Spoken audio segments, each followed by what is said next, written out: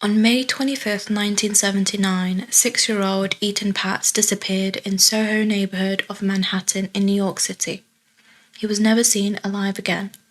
He was one of the very first children to have his photo put on cartons of milk following his disappearance. His case went unsolved for 4 decades. However, in 2017, a jury ended up convicting a man who was believed to have been responsible for his disappearance, closing the case that started the Missing Milk Cartons Kids program. 44 years later since his disappearance and the suspect behind bars, here is little Etan's story.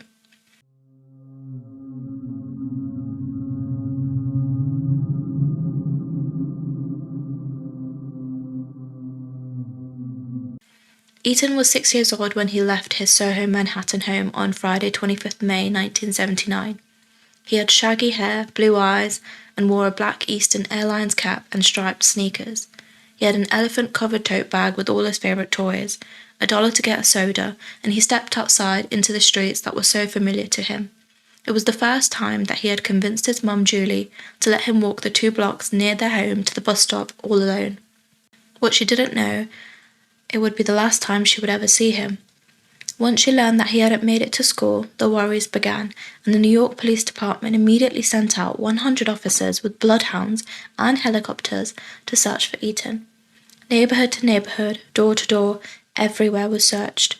Photos of Etan were sent out on televisions, telephone poles, and covered all the screens in Times Square, and eventually every milk carton in every state. Since had started years prior to Etan with 2 boys in Iowa who had gone missing, but his disappearance was so quick, senseless, and permanent that it captured the attention of parents and children far beyond New York, and the program and campaign was bigger than ever.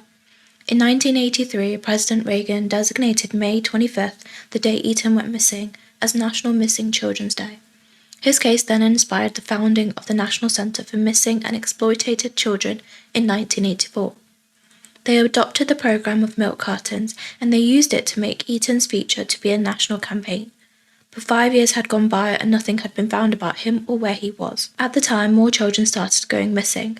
They began appearing on pizza boxes, utility bills, grocery bags, and more. The alerts worked sometimes.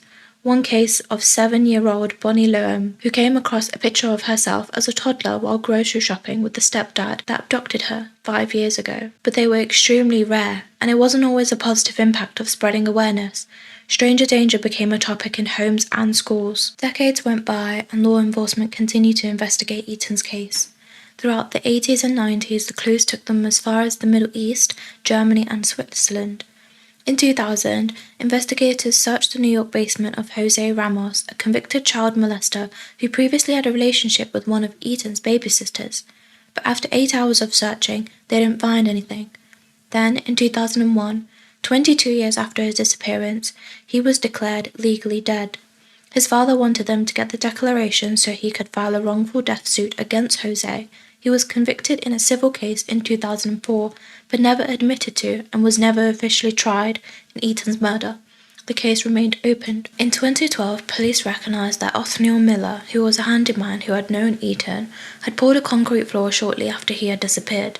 They investigated, but again it was a dead end. This reignited the media, and a few weeks later, authorities received a call from Jose Lopez, who claimed his brother-in-law, Pedro Hernandez, was responsible for Etan's death. Pedro had been an 18-year-old stock clerk in a grocery store on Prince Street, not far from Etan's home.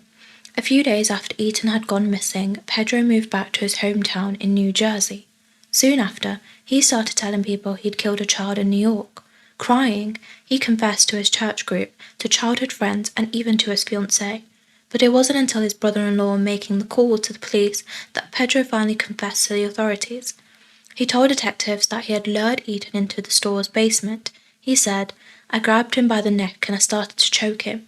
It had been 33 years since Etan's disappearance, and police made their first arrest in the case. But with only his statements as evidence, trial was a long one. The defense team argued that Pedro, now 56, suffered from a mental illness that makes it difficult for him to distinguish between fiction and reality.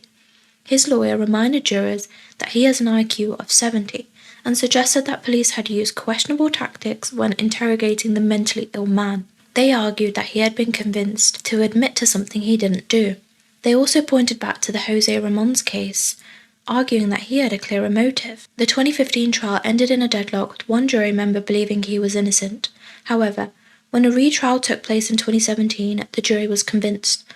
Pedro was found guilty of murder and kidnapping on February 14, 2017. Cyrus R. Vance Jr., Manhattan's DA at the time, said the disappearance of Etan Patz haunted families in New York and across the country for nearly 4 decades.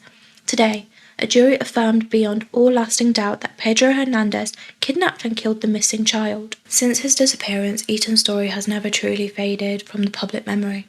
On the day the case closed, people left flowers in front of the now abandoned store where he is thought to have been killed.